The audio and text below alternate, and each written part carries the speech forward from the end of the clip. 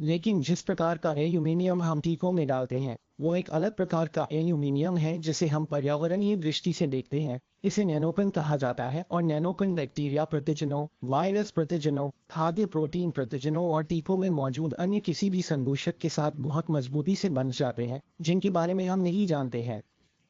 और हम जानते हैं कि नैनोकणों का जब रासायनिक गुण ये है कि वे मस्तिष्क में प्रवेश करने में सक्षम हैं। और इसलिए हमने एल्यूमीनियम नैनोकण और उसके इंजेक्शन की सुरक्षा का मूल्यांकन नहीं किया है और यह भी नहीं देखा है कि शरीर में प्रवेश करने पर यह कहा जाता है और क्या यह मस्तिष्क में पहुंचता है। क्या टीके के अवयव मस्तिष्क में होते हैं? No।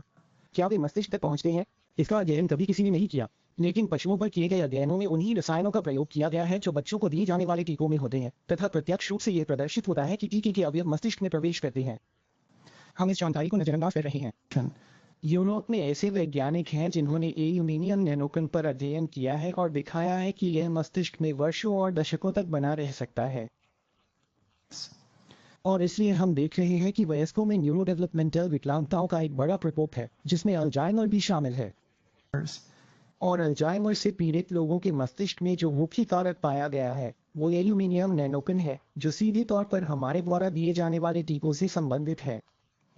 इसलिए हमने कभी यह अध्ययन नहीं किया कि टीकों में जो एल्यूमीनियम दिया जा रहा है वो मस्तिष्क में जाता है या नहीं, और हमने कभी यह नहीं मापा कि वो मस्तिष्क में रहता है या नहीं, और यदि वो मस्तिष्क में रहता है तो क्या करता है। लेकिन हम ये जानते हैं कि टीकों से शरीर में सूजन पैदा होती है। लेकिन हमारे आधे से अधिक बच्चे दीर्घकालिक सूजन संबंधी बीमारियों से ग्रस्त हैं। और हमने कभी भी अपने आप से यह प्रश्न पूछने की अनुमति नहीं दी कि यदि टीके तीव्र रूप से सूजन पैदा करते हैं तो क्या वे दीर्घकालिक रूप से सूजन पैदा करते रहेंगे।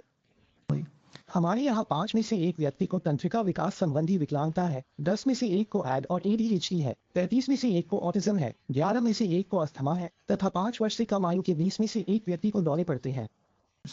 और स्वप्रतिरक्षी रोग तेजी से बढ़ रहे हैं और हम पा रहे हैं कि जिन वायरस और बैक्टीरिया को हम शरीर में इंजेक्ट कर रहे हैं वे सहायक पदार्थों के साथ मिलकर आणविक अनुकरण नामक कुछ चीज बनाते हैं, जिसका अर्थ है कि शरीर उन वायरसों को देखकर सोचता है कि वे विदेशी हैं, लेकिन वास्तव में उन वायरसों के ऐसे टुकड़े ढूंढ लेता है जो स्वयं के टुकड़ों से मेल खाते हैं। और प्रतिरक्षा प्रणाली उस चीज और खुद के बीच अंतर नहीं करती जिसे अस्वीकार करने के लिए कहा गया है। तो ये प्रतिरक्षा प्रणाली को अपने विरुद्ध कर देगा जिससे स्वप्रतिरक्षी स्थिति उत्पन्न हो जाएगी।